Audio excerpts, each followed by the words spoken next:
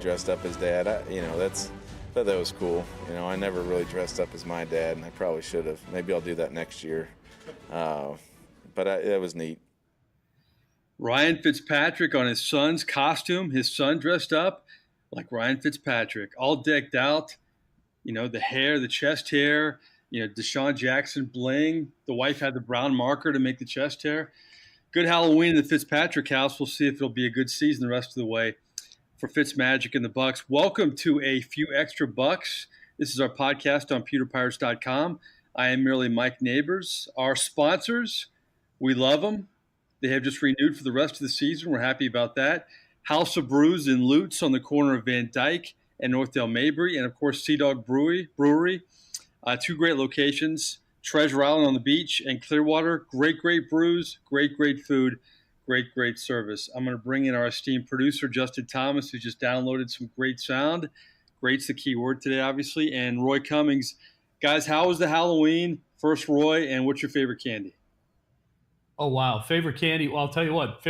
My favorite candy right now, and I suppose it changes over time. Right now, my favorite candy is a whatchamacallit bar. Man, I dig those things, man.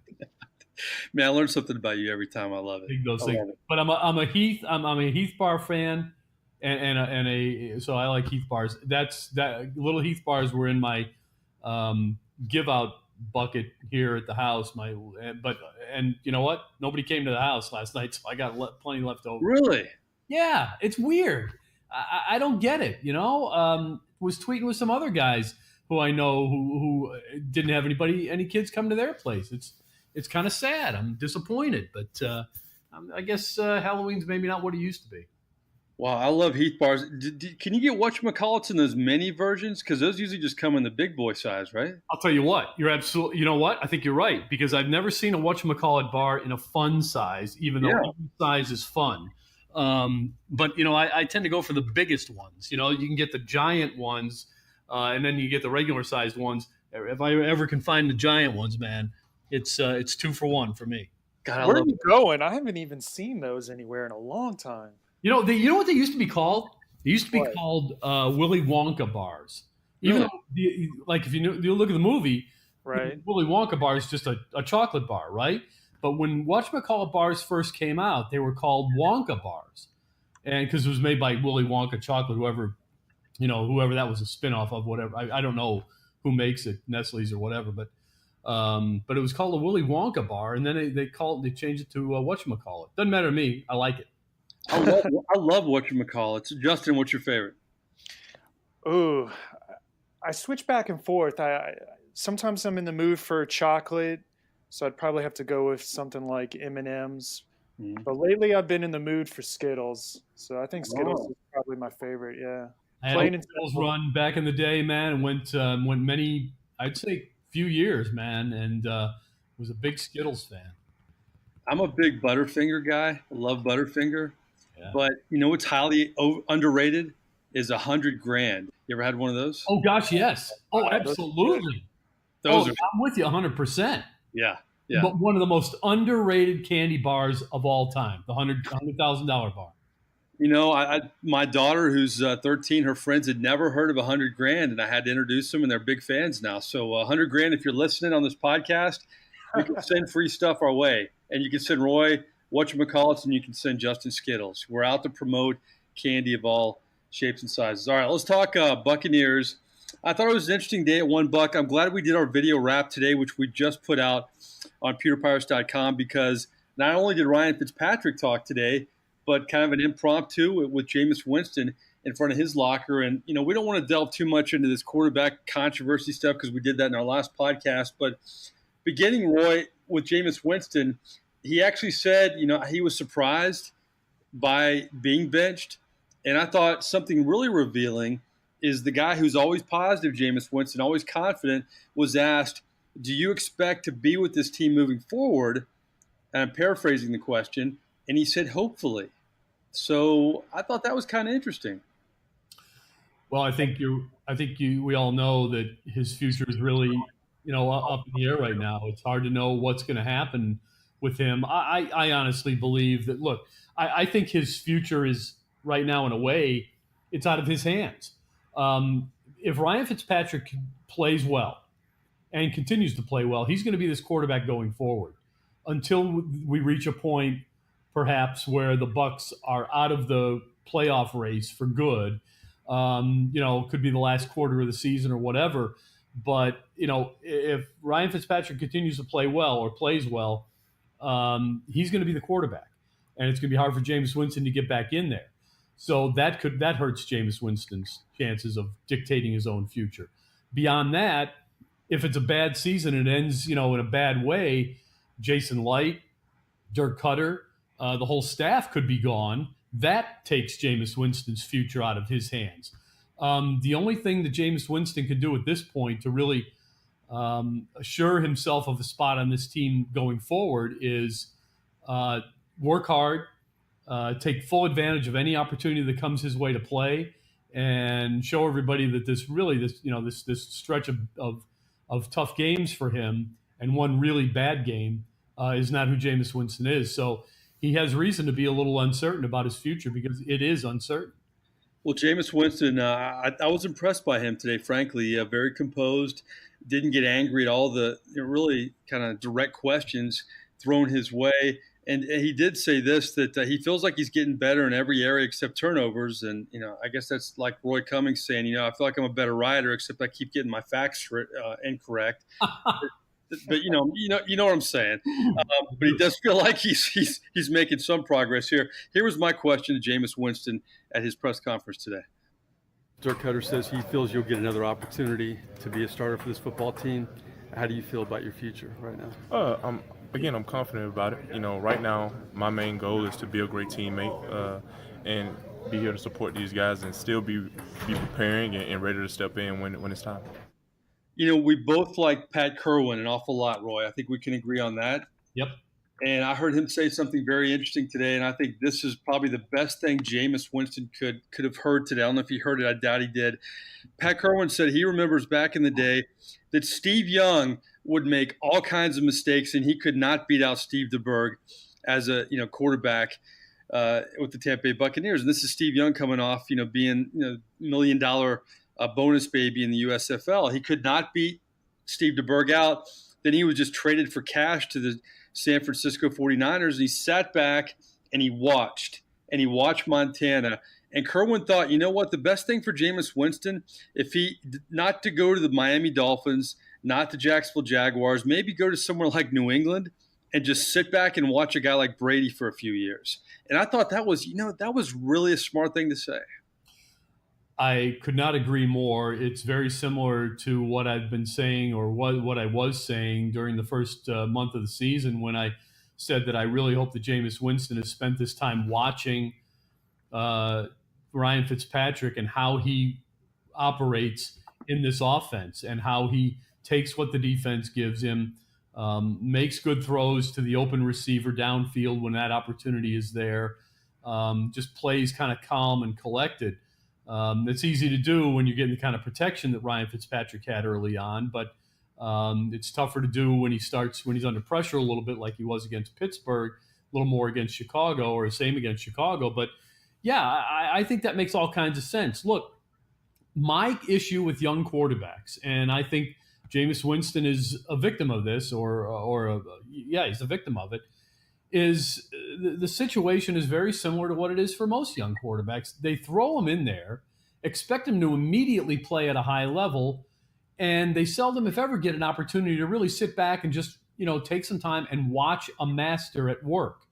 And the closest thing that Jameis Winston has to doing that right now is watching Ryan Fitzpatrick on a regular basis. And maybe he's got a little bit more time now to watch tape of Tom Brady, to watch tape of Aaron Rodgers, to watch tape of Ben Roethlisberger. I would encourage Jameis Winston to do that. Take this opportunity, that you're not the starter. It's going to give you a little bit extra time on your own. Make use of that time to better yourself. My guess is Jameis Winston will do it because one thing, first of all, I'm not surprised that he hasn't lost his confidence. Number one, it's not who he is.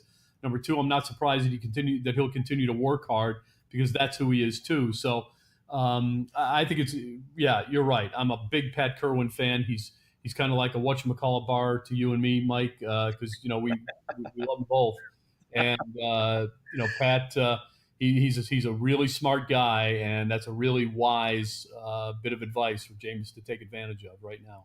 Pat Kerwin has a show on XM Satellite Radio. Of course, a former coach, scout, front office guy. I really respect his opinion. Every time he's on the radio, man, I have to stay in my car and listen. I mean, he gives it to you straight, and he's really knowledgeable. And he's a dead ringer for Victor on Young and the Restless, by the way, for you soap opera fans out there. Just kind of throwing it out there. Never liked that one. Haven't seen Young and the Restless in years, but what I love about soap operas, you can take like a 10-year hiatus, and they're still doing the same stuff. You know what? You're absolutely right about that, because I was a Days of Our Lives fan back in college, right? Okay. Yeah, right. So I remember like junior year. Before you like The Bachelorette, you like Days of Our Lives, but keep going. Correct. Yes. So I'm a Days of Our Lives guy, right? And then there was a stretch in college where I missed like 6 months. I don't know what I was doing, but I missed 6 months straight of Days of Our Lives. And I finally came back to it. I'm thinking, man, they'll have new characters. I won't know anything. Nothing had changed. And it was comforting and disappointing all at the same time. But I was a Days of Our Lives guy, and I know exactly what you're saying. Yeah, it's amazing how these people, I know this guy that my ex-father-in-law, I'll just throw it out there, watches Young and the Restless and Bold and the Beautiful every day. And you know what? I could probably pick it up this week and probably catch him. And I haven't seen either one in about 20 years. So there you go. All right, let's talk Ryan Fitzpatrick. And, I just love hearing this guy. I mean, he's such a sage veteran. And you love the calmness, even at the press conferences. We had to open with the Halloween story because he doesn't take himself too seriously. He tells you really like it is. And, I had to ask him this at the press conference today. I heard him say over and over that, he's seen it all in the NFL. But I think what makes it different this time around, coming back off the bench, is he started the year, with 2 consecutive games, the best games he's ever had. And he's playing with the supporting cast, maybe the best supporting cast he's ever been with. So I had to ask him, is it exciting getting a second chance to maybe put up those numbers and play with those guys? And here's what he had to say. You've never put numbers up like you have early in the season, and maybe never worked with weapons like you have on this team. Is it exciting to get a second chance to possibly put those numbers up and to work with the weapons that you have? Yeah, I mean, being in the offense and in that huddle with the skill guys that we have is exciting. But like we've kind of said the last few weeks, the numbers are nice, but the wins are what we care about. So we've got to go out there and find a way to, first and foremost for me, I've got to limit turnovers and get our team in the end zone, and we got to find a way to have more points than them at the end of the game. And those are all simple things, sitting here and talking about them, but things that we've got to continue to focus on executing. Ryan Fitzpatrick, if he plays well, I think the biggest beneficiary is going to be Deshaun Jackson, because Fitzpatrick's gotten better and better at the deep ball. And he admitted today that wasn't always the case. Here is Ryan Fitzpatrick on perfecting the art of throwing the deep ball. The deep ball is something for a while in my career that I struggled with, and just in terms of accuracy and other things. And so throwing to so many different guys and getting it figured out, just for me personally, I think it's different for every quarterback, but for me personally, just getting certain things figured out, those and the amount of people I've thrown to, I think that's really helped me, and I've gotten better and better as my career's gone on. And I didn't have a strong arm to start with, so it's not like it's getting any stronger. I think I've just become much more accurate on those, 30-plus yard throws. That was a big question about Ryan Fitzpatrick entering this season, and I think he's answered a lot of those questions, Roy.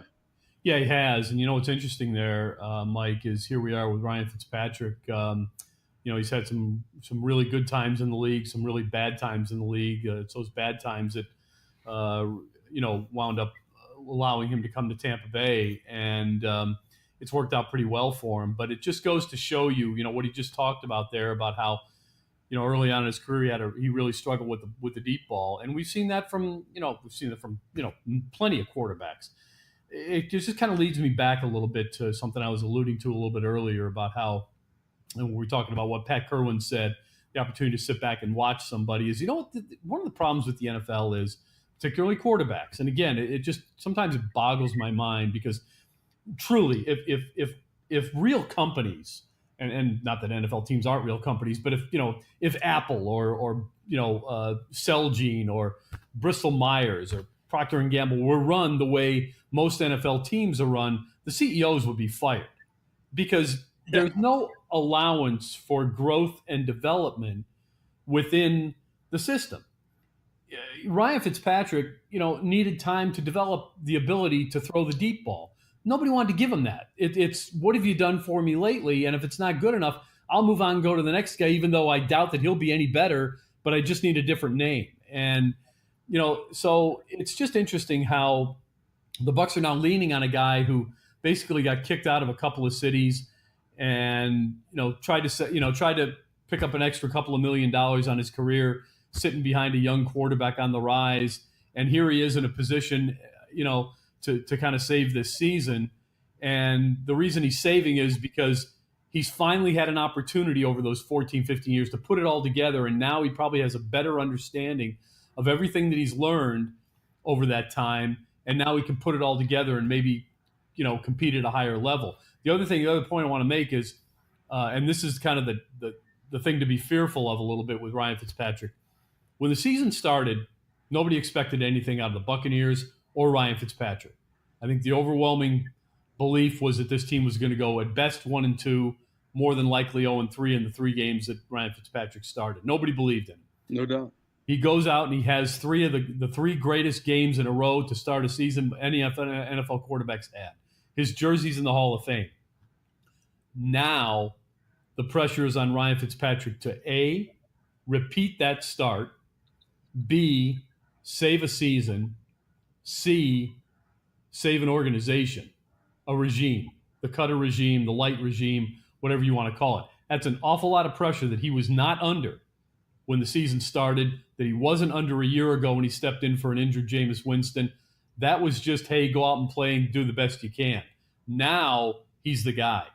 How does that change him? You hope that as we've just learned and listening, he's the sage, he's a smart guy, he's a much more calm, collected quarterback, really takes things as they come now. You hope he can maintain that level of mental strength through this run here where he is the guy, because they're going to need not only that mental strength, but that physical acumen that he showed in those first 3 games in order to get out of this rut that they're in. Well, I thought that was interesting stuff, and I couldn't agree more with what you just said, because there is going to be a lot of pressure on him in a different way in his career. But if anybody can handle that kind of pressure, I think it's Fitzpatrick, because he's been around. I think to some degree he would never admit this. He's kind of playing with house money at this point. I don't think he ever thought he'd be in the league this long. I don't think he'd ever thought he'd get this kind of opportunity, because when he came aboard, Jameis Winston was the future of this franchise, and everything was built around him. But speaking of the deep ball, here's what Dirk Cutter had to say about Fitz and what he does well in that regard too. I think Ryan has just done a really good job of putting the ball on the money, and when on the deep ball, sometimes that's over the inside shoulder, sometimes it's over the outside shoulder, sometimes it's a back shoulder, like the one right in front of our bench last week to Mike.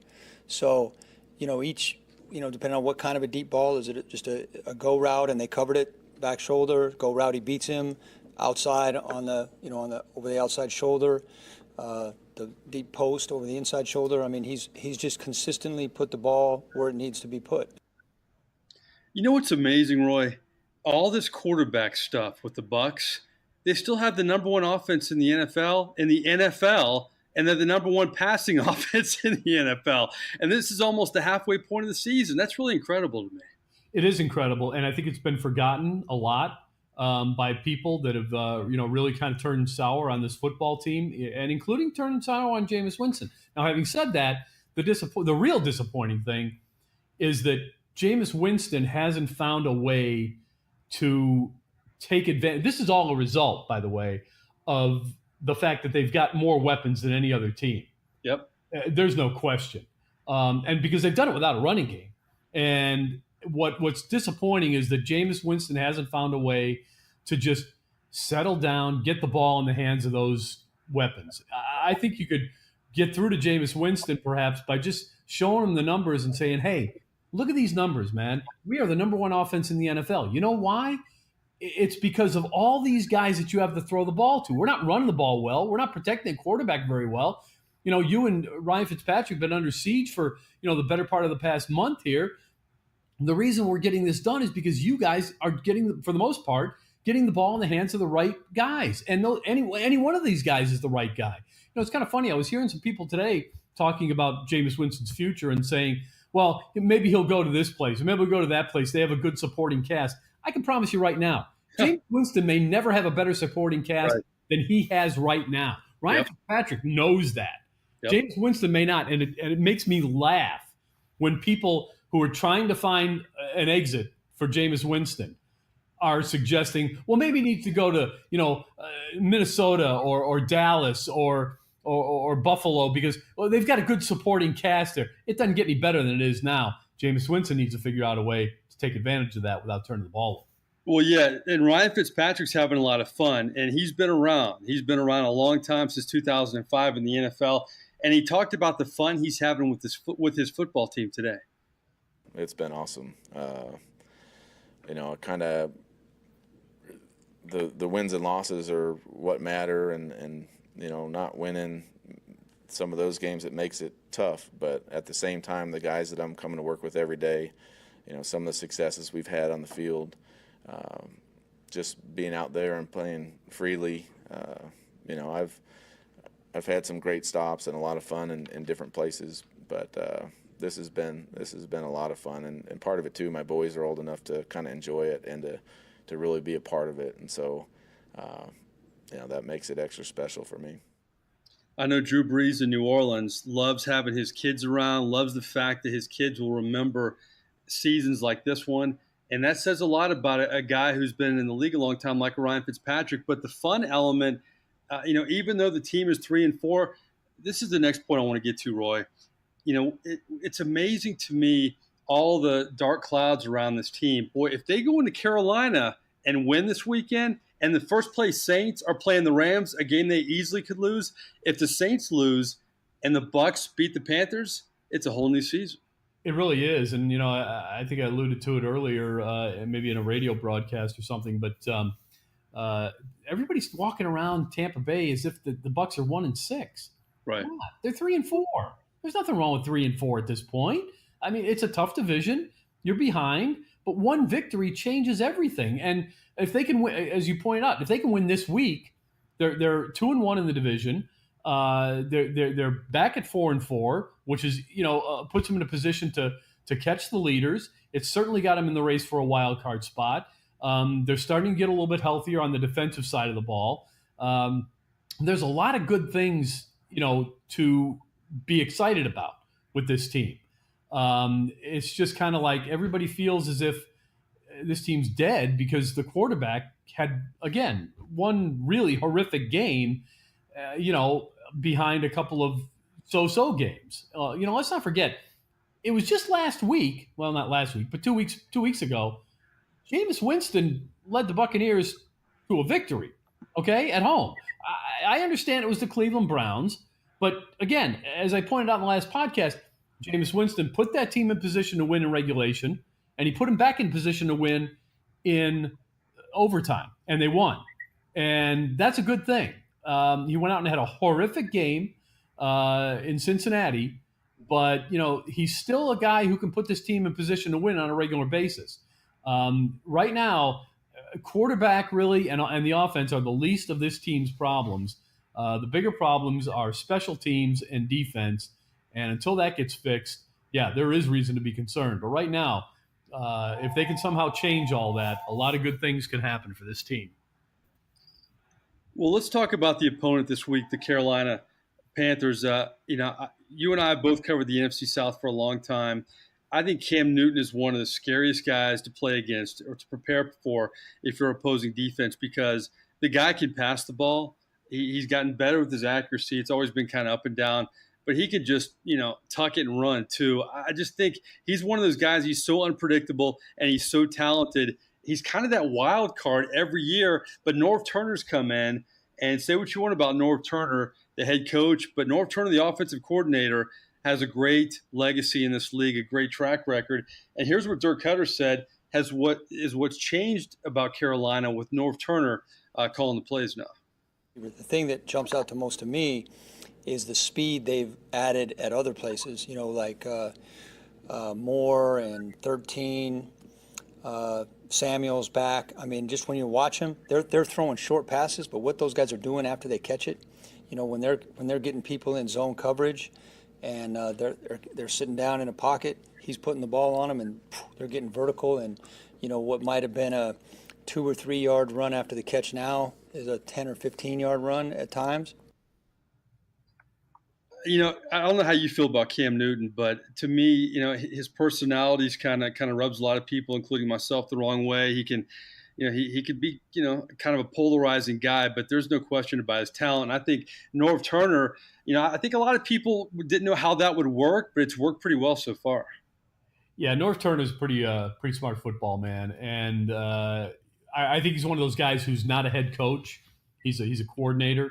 Powder may fall into the same category, but when he is a coordinator, he's usually going to do pretty good things. Been around a long time, knows how to produce an offense, knows how to work with quarterbacks, and right now he's doing some magic of his own really with Cam Newton. Again, he's got a lot to work with there, but right now you look at some of the numbers. Cam Newton's actually right now having a little bit better season than he did during his MVP season. Yeah, through these this almost his first half of the season. So. He's a real threat. And as Dirk just pointed out, yes, what he's been able to do is he has also figured out that you don't have to throw it over everybody's head all the time. Right. You can really make a living in this league, and a darn good one, and win a lot of football games by just hitting the guy that's 8 yards down, 12 yards down. Those count too. They count as completions, and enough of them strung together adds up to a lot of yards and usually scores. So he's figured that out and figured out that, sometimes you got to throw it a little bit softer on the shorter ones, a little bit harder on the longer ones, not the same speed on everything. This is a guy who a lot of people wanted to quit on a few years back. A lot of people wanted to quit on him. Smartly, wisely, the Panthers held on, said, no, he's our guy. We'll go with the growing pains. And gee, look, he's really still one of the better young quarterbacks in the game. Same thing could happen here in Tampa with Jameis Winston if they give him a chance. Well, the thing I've always been impressed by Cam Newton is he's never had that great supporting cast. Now, he's had, the running backs, those guys, D'Angelo Williams, those guys seem like they were in Carolina for 40 years. He always has had steady running backs, but never great frontline wide receivers, and never a guy like Christian McCaffrey who's leading this team in both rushing and receiving, over 700 yards all-purpose so far. A lot of different wrinkles with Norv Turner, and here's the biggest wrinkle that stood out for Dirk Cutter. The thing that makes them different from almost any other team in the league is it's not just their run game, their pass game, but their quarterback run game. And they're running a lot of things where he's a threat to run it. I just watched their red zone tape this morning. And, RPOs, hitting the glance route, they've scored 3 or 4 touchdowns on that. So your defense is seeing run with a pulling guard and a back coming across. And then they got Funches running a glance in the back of the end zone. That's tough. That's tough on a defense. Well, you want to impress your friends at home? Say, hey, nice glance route over there. I really was impressed. Yeah, no kidding. There you go. That's a nice little breakdown. Sometimes I wonder if Dirk does that just to kind of, let the other team know, hey, we know what you're up to, so you'll have to take that one out of the playbook. Right. That's good stuff. But you know what? He's right. I think one of the things Norv Turner, and it started to happen a couple years ago again when he won the MVP. What they've done in Carolina is they've played to Cam Newton's strengths, the run pass option. That's what he does. That's where he's comfortable. Give him that opportunity to run that at least 30% of the time and see how he does with it. Put him in a comfort zone, and I think that's going to help him a lot. And I think that's a big reason why you're starting to see him play better, more consistently. And I think the same thing could happen with almost any quarterback if you have a coordinator who's willing to basically find out what it is that player likes most, does best, and then incorporates that into at least a third of the offensive scheme, because there's no reason to take a square peg and try to make it a round hole, or try to make it round. If the square peg fits in the square hole, just make the square hole bigger. How about that? I love that. I'm going to use glance route next time I'm at a party, at the Super Bowl party. Boy, that was a sweet glance route over there, man. You guys like that? I feel like I'm John Gruden calling Monday Night Football or something. Anyway, before we get to 3 and out, I want to talk to the most accommodating member of the Tampa Bay Buccaneers in terms of the media, Cameron Brate, and he always gives good perspective on the pulse of this team. I asked him a couple questions. Here was his answer on with the quarterback shuffle for the Bucs.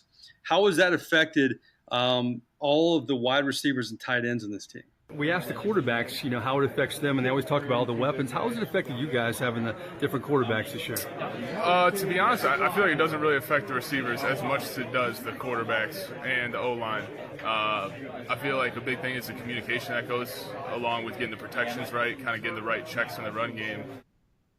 I still feel like, Roy, it may not have a big effect, but it just seems like this team, based on what Fitzpatrick has done, finding all of those guys with ease, they're more at ease with Ryan Fitzpatrick. And that has to weigh on Jameis a little bit because he has to know that.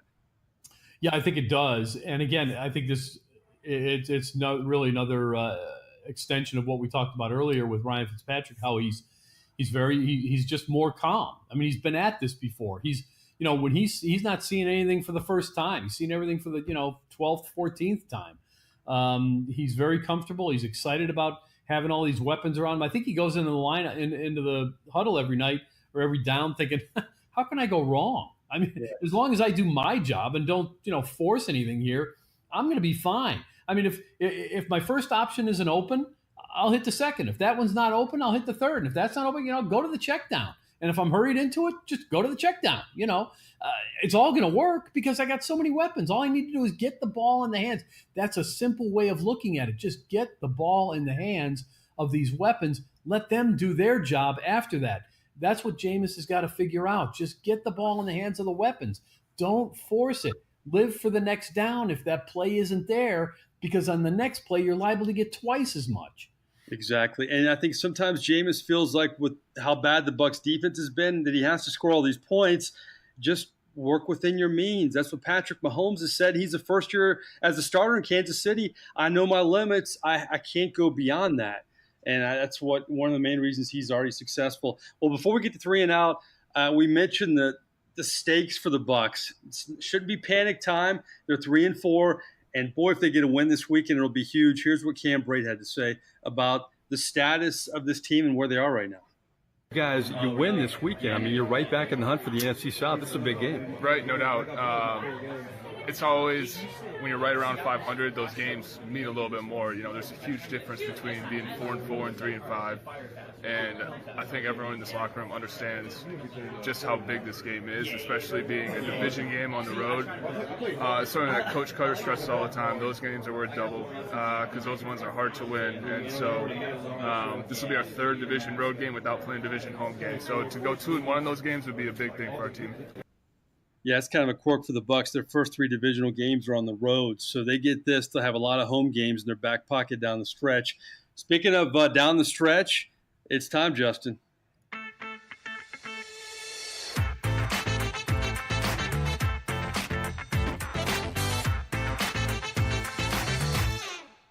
Three and out, and we love the music. 3 questions, and we are out of here. I'm going to begin, of course, with those Buccaneer quarterbacks, and it amazes me in the long history of the Bucs. They've been around since 1976. They've never had a quarterback sign to a second deal. So my first question to you, Roy Cummings, if you could have the career of Trent Dilfer or Vinny Testaverde, whose career would you take? I'm taking Trent Dilfer because not only did he win a Super Bowl, but playing career, he's become one of the more respected analysts in the game. He's got his own little quarterback school type thing going on. He's carved out a nice niche for himself, doing a job that a lot of people in Tampa didn't think he was very good at. I could have thrown Doug Williams in there. I'd rather have Doug Williams' career probably above any ex-quarterback. Maybe Brad Johnson, you'd want in there too. Maybe I should have said Doug Williams, What if I said Doug Williams or Brad Johnson? I'll take I think I'll take Doug Williams. Yeah. because he's taken it now. Now Brad Johnson's a very happy guy. I mean, he's retired. He loves his life. He's got his Super Bowl. A ton of money. But Doug Williams, he's moved into the front office realm. He's been a head coach at the college level. He's done some really good things, and again, considered one of the top players in the game ever. So I'll take that career. That was kind of a twofer. I think Doug Williams at one point coached the running backs at the Naval Academy too. I mean, that guy has done it all in the world of football. All right, let's bring Justin in for this one too. Big game in the NFC South. Big game in the NFL this weekend in New Orleans. You have the undefeated LA Rams coming into the Superdome to play the New Orleans Saints. You have Sean McVay against Sean Payton. Okay, when all is said and done, which Sean will finish with the most victories as a coach? As a coach? Yes. I'll take Sean Payton. Really? Yeah. He's got a big lead. Yeah, he does. For one. Yeah. And this is a fickle NFL. Yes, Sean McVay is the flavor of the month right now, but I've seen those fortunes change in a hurry. We'll see how it goes consistently for him. But Sean McVay, I think, has proven that he knows how to put a team together, and he's won a lot of football games with not much else other than a Hall of Fame quarterback and a couple of weapons here and there. So I'll take Sean Payton, rather. I think I know what Justin's going to say, but go ahead, Justin. I'm also going to go with Sean Payton, as you probably guessed, Mike. I just think, what he's done with so little is amazing. And like Roy said, he's already got a huge lead. I think if Sean Payton decided to leave New Orleans, there would be a ton of organizations that would love to take him. So I'm not saying that Sean McVay won't have a great career, but I think Sean Payton has already proven that he's one of the best coaches in the league now. So I agree. I think Roy will like this. I think Sean Payton is the Joe Madden of the NFL. Because like Joe Madden won a title in Chicago with the lowly Cubbies, Sean Payton won it with the New Orleans Saints. And when you win a Super Bowl in New Orleans, it's kind of like winning a World Series in Chicago. You get a lot of breathing room there for a while. You can have some losing seasons. You can have some 7 to 9 years. But I think Sean Payton is, like you said, Justin, he's such a unique guy, and he's really stepped it up this year in terms of his play calling with Taysom Hill and getting creative. And when he has a running game with Drew Brees, he's special. But I think winning that Super Bowl in New Orleans created all kinds of freedom for Sean Payton moving forward. Okay, I'm going to bring back Cam Braid for our final question in our 3 and Out. And I think you guys will all enjoy this, hopefully. They were playing Connect 4 in the locker room today. I love Connect 4. I have 2 daughters. We love playing Connect 4. Actually, we'll go to those game rooms like Dave & Buster's, and they'll have the huge Connect 4s. I asked Cam Braid. He said he'd never played Connect 4 in his life. I guess as Harvard guys, they read when they're 3 or something. I don't know. I don't know what the deal was. But my question to you guys is, there are a lot of great board games out there. What's your favorite board game? Well, I tell you, this Connect 4 thing, like Cameron Braid, I'm a Chicagoland raised kid. I never played it either. So really? Yeah, never. It must be a Chicagoland thing. Maybe they didn't have that game around Chicago when oh my God. We're talking 2 generations of Chicago, Connect 4? Yeah, never played it. We'll have to do it, sometime soon, you and I. It's really easy, I'll tell you that. You Connect 4, baby. That's pretty, But it's fun, though. It's a lot of strategy there. Yeah, well, you're right about that. All right, my favorite board game, I think, is probably the Game of Life. It's a spinoff, obviously, on Monopoly, which is also, it's a classic. But the Game of Life is just, all these things that happen to you in life. It's kind of, to me, it's always was fun. You had the little car. You stick somebody in there, you get married, then you get a pink little stick to put in there. I thought it was kind of cool. So I was a Game of Life fan, but I'll also say my B selection on this would be the old game Mousetrap. I loved having to put all the pieces together, and then when you get done, you get to trigger the mousetrap, and the whole thing, There was a clock one that was similar to that. I forget what it was. I had that game too, so I like those are my favorites. Very nice. I like that we have runner-up board games and candy bars in this podcast. Justin, what you got? Well, board games is going through a renaissance right now. There's a ton of games out there. Probably y'all two haven't heard. So I'm going to go with one that's more accessible to masses, I guess you would say. I'm a huge trivia fan, so I always love Trivial Pursuit. Oh, yeah. Oh, yeah. That's a good one. That's a heck of a call there. It is. Now, I don't know for y'all in my family, the game would go for hours because most of the questions we couldn't answer, but it was always fun getting into fights. But yeah, that's a classic that I always loved growing up. And that was all the rage back in the late 70s, early 80s, whenever it first came out. Yeah. And then they had all the spin-offs, the movie trivia, Right. trivia, rock and roll trivia. Yeah, that's a good one, man. That makes me want to play that right now. I love that game. Yeah. Yeah. I'm gonna get Roy. I'm gonna go buy a Connect 4 and meet Roy for lunch sometime next week. And we can play Connect 4. I'm gonna go off the board here, no pun intended. I don't even know if you guys are real familiar with these games. I'll be surprised if you've heard of one because my sister gave me one of these, and my kids and I love it. It's called Racco. You ever played that card game Racco? Racko? No. It's kind of a Midwest look to it, so I thought maybe Chicago Roy would like this. But if our listeners like Racco, you gotta let us know. Racko, where you are distributed cards and you have to arrange them in order. Sequentially 1 to 10. You get 10 random cards, and you know. And you know what I like about it? Uno and a lot of these games, Monopoly, they take forever. They take too long. And Racco, man, you could spin out like a 2 or 3 in like 15 minutes. It's beautiful. My honorable mention, I don't know if you guys remember this game. I used to love it. Stratego. Oh, yeah. I don't remember that one. Stuff there. What's that? I don't That's remember. about stuff there, man. Yeah. That Stratego's pretty good too. So risk, that kind of thing. I love Risk. Yeah. You guys ever play War with cards? You just play a War? Yeah, sure, absolutely. Yeah, I used to kind of like that too. That could take a while though. That takes a little while. It can. That could be a while. All right. Well, great job out of you guys. We covered candy bars, soap operas, game shows, and Jameis and Ryan Fitzpatrick. Thank you to Justin Thomas. Thank you to our Buccaneer insider, Roy Cummings. I am merely Mike Neighbors. We appreciate our title sponsors, House of Brews and Sea Dog Brewing Company. Go check them out, folks. These places are really unique. Great brews, great food, great service. And please subscribe to pewterpirates.com. It is absolutely free. We have a great video update just up, and you'll like the effects that Justin put up on the quarterback carousel. It's good stuff at the beginning of the preview for the Bucs and the Carolina Panthers. You know what, guys? Before we go, prediction time. Real quick, what do you got, Roy? Yeah, I like that Ryan Fitzpatrick's coming back, but I just think right now the Panthers are just a little bit too hot at home. Defense to me still a bit of an issue for the Bucs. It's a big issue for the Bucs. It doesn't get much mention, but yeah, I'm going to say Bucs lose 31-23. Wow. What do you got, Justin?